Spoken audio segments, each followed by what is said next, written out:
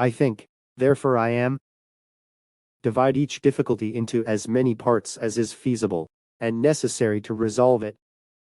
I am accustomed to sleep, and in my dreams, to imagine the same things that lunatics imagine when awake. The reading of all good books is like a conversation with the finest minds of past centuries. I am indeed amazed when I consider how weak my mind is, and how prone to error. The senses deceive from time to time, and it is prudent never to trust wholly those who have deceived us, even once. The first precept was never to accept a thing as true, until I knew it as such without a single doubt. If you would be a real seeker after truth, it is necessary that at least once in your life you doubt, as far as possible, all things. All good things are to be loved, but in moderation.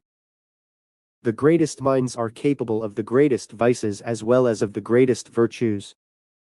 I am not accustomed to saying anything with certainty, after only one or two observations.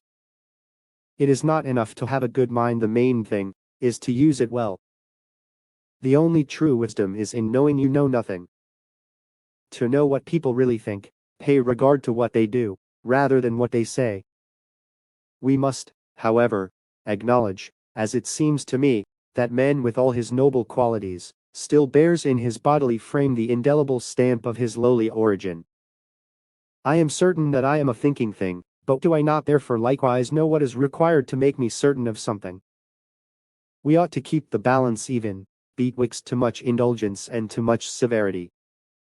I do not know what I may appear to the world, but to myself I seem to have been only like a boy playing on the seashore, and diverting myself in now and then, finding a smoother pebble, or a prettier shell than ordinary, whilst the great ocean of truth lay all undiscovered before me.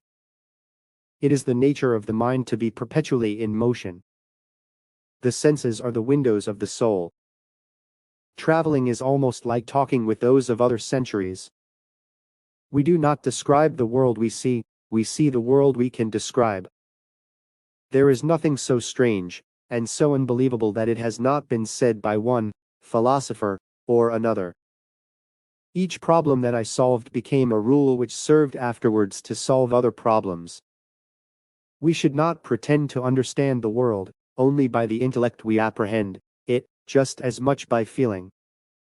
Therefore, the judgment of the intellect is, at best, only the half of truth, and must, if it be honest, also come to an understanding of its inadequacy. To know what people really think, pay regard to what they do, rather than what they say.